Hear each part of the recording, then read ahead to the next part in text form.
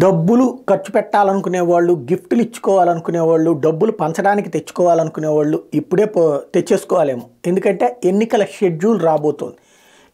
ఇప్పుడు భారతీయ జనతా పార్టీ జాతీయ కార్యవర్గ సమావేశాలు అయిపోయిన తర్వాతన ఎన్నికల షెడ్యూల్ వస్తుందన్నటువంటిదే అందరికీ తెలుస్తున్నటువంటి లెక్క. ఎన్నికల షెడ్యూల్ వచ్చేసింది అంటే ఆ తర్వాతన డబ్బులు ట్రాన్స్పోర్టేషన్ మీద సీరియస్గా కాన్సన్ట్రేట్ చేస్తే కేంద్ర సంస్థలన్నీ కూడా ఎక్కడైనా డబ్బులు పెట్టినా వెంటనే పట్టుకునేటటువంటి ప్రయత్నం ఉంటుంది. అది తెలుగుదేశం వాళ్ళైనా, బీజేపీ వాళ్ళైనా, జనసేన ఒకవేళ వాళ్ళ ముగ్గురు కలిస్తే అప్పుడు కేంద్ర సంస్థలు ఏమన్నా చూసి చూడనట్టు పోతాయేమో తెలియదు. అప్పుడు వైసీపీ వాళ్ళ మీద కాన్సన్ట్రేట్ చేస్తారేమో తెలియదు.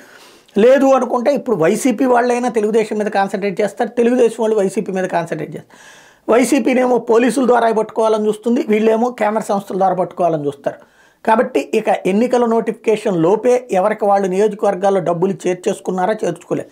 ఇది వినడానికి చండాలంగా ఉంటుంది, చెప్పడానికి నాకు చిరాగ్గానే ఉంటుంది. కానీ ప్రస్తుతం రాజకీయాల్లో డబ్బు లేని రాజకీయాన్ని జనాలు కోరుకున్న రోజున, డబ్బులొద్దని జనాలు చెప్పిన రోజున ఇట్లాంటిది చెప్పాల్సిన అవసరం లేకుండా వస్తుంది.